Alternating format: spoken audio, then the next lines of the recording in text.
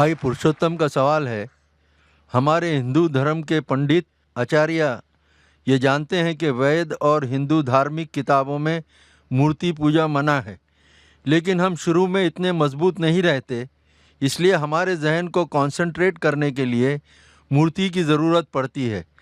जब जहन मैच्योर हो जाए तब मूर्ति की ज़रूरत नहीं।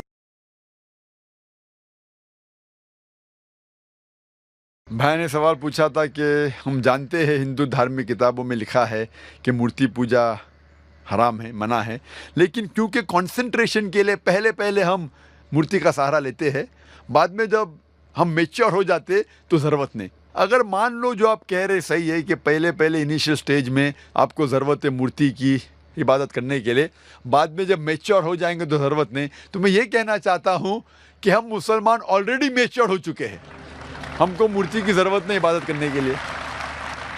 और एक समय एक पंडित मुझसे बहस कर रहे थे और कह रहे थे यही चीज़ कि मैं जानता हूँ कि मूर्ति पूजा हराम है, गलत है, लेकिन कंसंट्रेट करने के लिए ज़रूरत पड़ती। मिसाल दी उनने कि जब एक छोटा बच्चा पूछता है ये थंडर क्यों है, बादल क्यों गड़गड़ाते हैं, ये जब थंडर सुनते ना, या आसमान से आवाज़ जो आती है गड़गड़ाहट की, क्या है ये? तो पंडित कहने लगा हम कहते हैं बच्चे से, क्योंकि वो नहीं समझ पाता है, कि आई माँ चक्की पीसती है। आसमान में आई माँ, नानी चक्की पीस रही है, क्योंकि बच्चा है, क्या समझेगा। तो मैंने उससे कहा कि आप तो ये जवाब दे सकते हैं, लेकिन मैं ये जवाब नहीं दे सकता हूँ, क्योंकि मैं अगर मेरे बेटे से कहूँगा कि ये थंडर है इसीलिए क्योंकि आई माँ चक्की पीसती है, और जब वो स्कूल में जाएगा और चंद साल बाद ये सीखेगा कि thundering is due to sudden expansion of the rapidly heated air, उसके वजह से ये थंडर है, तो वो सोचने लगेगा कि टीचर गलत बोल रही है। जब उसे पता लगेगा टीचर सही बोल रही है, फिर बोलेगा मेरा पिता झूठ बोल रहे थे।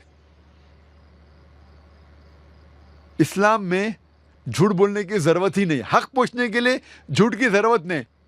हमें साफ साफ कहना चाहिए, हमें कहना चाहिए अच्छे अंदाज में क्यों थंडर होता है। जब गलत जवाब देंगे तो कल पकड़े जाएंगे और फिर सही नहीं होगा।